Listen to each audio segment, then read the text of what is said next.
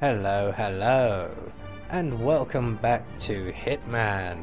And in this series we will go back to where it all started, and this time round we will focus on completing as many of the challenges as we can on each and every one of the primary Hitman targets, with maybe a few interesting bonus kills on the way.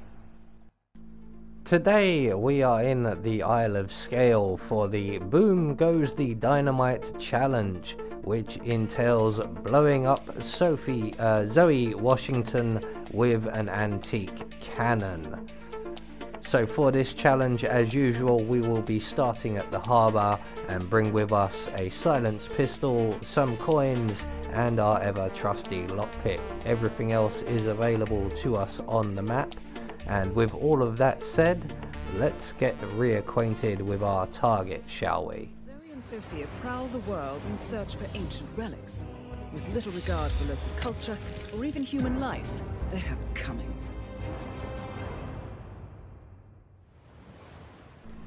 So, right from the start and off the bat, we have a fair bit of running around to do.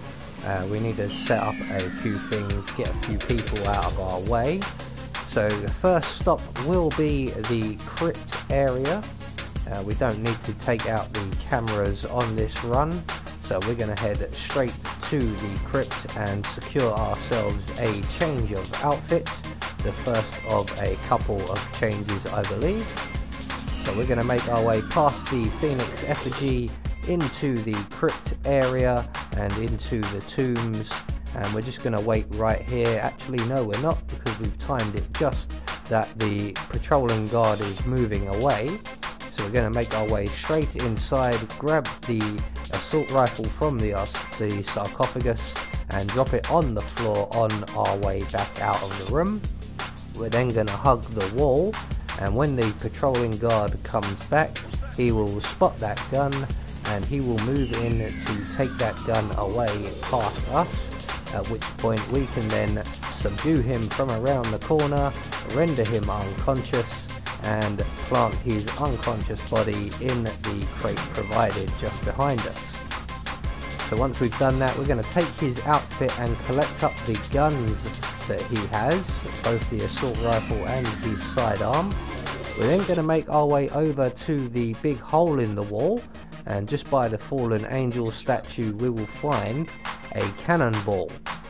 So we've got all of that dealt with. The next item we require will be some gunpowder, which we can find inside the castle. But on our way there, we're going to stop off at the antique cannon, and there is a gentleman here about to engage in a phone call, and we are going to quickly get behind him, render him unconscious and hide him in the crate. And then we're going to select our coins and set a quick coin trap. So we're just going to drop one against the wall here, and then a further one out a step or two, and then a further one out a step or two again. As you can see in the background there is the patrolling Archean guards, the almost super enforcer. But the gentleman in question we're waiting for is the ARC member you can see approaching. So we're going to drop the third coin and let him discover them, and they will lead him over to the wall and the crate, and at that point we can then render him unconscious and hide him in the crate also. Now we're removing these two guys so that they're not in our way later on when we fire the cannon, because either or both of them could be in attendance when we need to fire the cannon, and they will ruin our silent assassin rating very quickly. So we're just going to get rid of them out of the way before we get started. So once the Archean member goes in for the final coin, we can then get behind him, render him unconscious and hide him in the crate. We're now going to move off and collect up the gunpowder, which is in the secret passage between the main castle and the warehouse. So we're going to make our way in and through the gallery area, and on the far side here we're going to drop our assault rifle on the floor, just waiting for the Archean guards to make their way past on their patrol. Now unfortunately for me, I timed this quite badly, and it appears that I also drop a gun straight through the floor.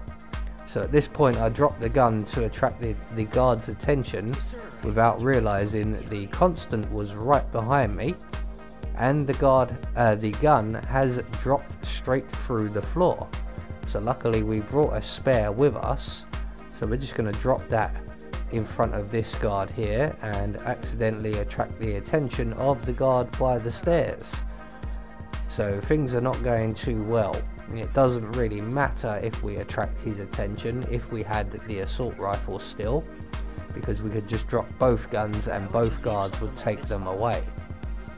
So as it happens, the assault rifle has disappeared through the floor, and we are forced, and I do mean that, I do not like to give my pistol away, but we are forced to drop our silenced pistol on the floor as well, and the guard at the door there will eventually move and take that one away. So we're going to wait for him to make his way into the room behind him, and we're also going to wait for the other guard to return out of the room and back to his position. There he goes, so that no one is looking at us when we lockpick our way through this door. So that took way longer than it should have. So we're just going to lockpick our way through the door on our left, and in the corridor here we will find a bag of gunpowder. So now we have everything we need, we can make our way back through the gallery and back to the antique cannon, and we're going to load up the cannon now. So we're going to go straight through the gallery, out the other side, giving the enforcer a nice wide berth. Also be aware of the two patrolling Archean guards. There they are. So we're going to bypass them around the back, approach the antique cannon, and we're going to load the cannon with both the cannonball and the sack of gunpowder. And then we're going to make our way over to the chapel area, which is just above the crypt, and we're going to secure ourselves the Master of Ceremonies outfit, and we are going to begin the Phoenix effigy ceremony. So we're just going to have to walk along here quite slowly. We want to stick to that side behind the chairs so we avoid the camera. But once the Archean guards move off, we can make our way down the stairs back into the crypt area, and we're going to make our way down the corridor, through the broken window, into the machinery room beneath the Phoenix effigy, out of the window there, and up the drain pipe just to our right here. And then we're going to make our way into the chapel area. We do have to lockpick our way through this door, and in the next section the only enforcer we have to worry about is the Master of Ceremonies, but he's not an issue. So we're going to plonk ourselves down just behind this gramophone here, and we're going to wait for the conversation between the Master of Ceremonies and the warehouse worker to play out. So once the conversation has played out, we can then turn on the gramophone, and that will attract the attention firstly of the guard. You can just about see over on the left hand side there, and he's going to come along and investigate. We're going to let him turn the gramophone off and then quickly pounce on him and get him in the crate that is just behind us. We need to do this relatively quickly.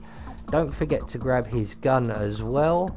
The Master of Ceremonies will be turning around any moment now and heading back towards the middle of the room. So with that done, we can now hopefully trigger the gramophone once again, and that will now attract the attention of the Master of Ceremonies. And when he comes round to investigate once again, we will let him turn the gramophone off before we pounce on him. So here he comes now. So once he's in position, we can get in position ourselves, Once the gramophone is off, we can pounce on him, render him unconscious. He drops a chapel key. We'll have that, why not? And we're going to deposit him with the guard in the crate. And then we're going to take his outfit. So everything is now ready and set up. All we have to do is begin the Phoenix effigy ceremony. So we're going to make our way to the Phoenix effigy and down the stairs to the large pile of money waiting for me at the bottom here. Time for me to retire.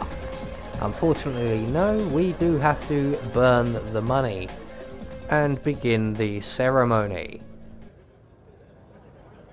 A handsome pledge, and yet a drop in the ocean.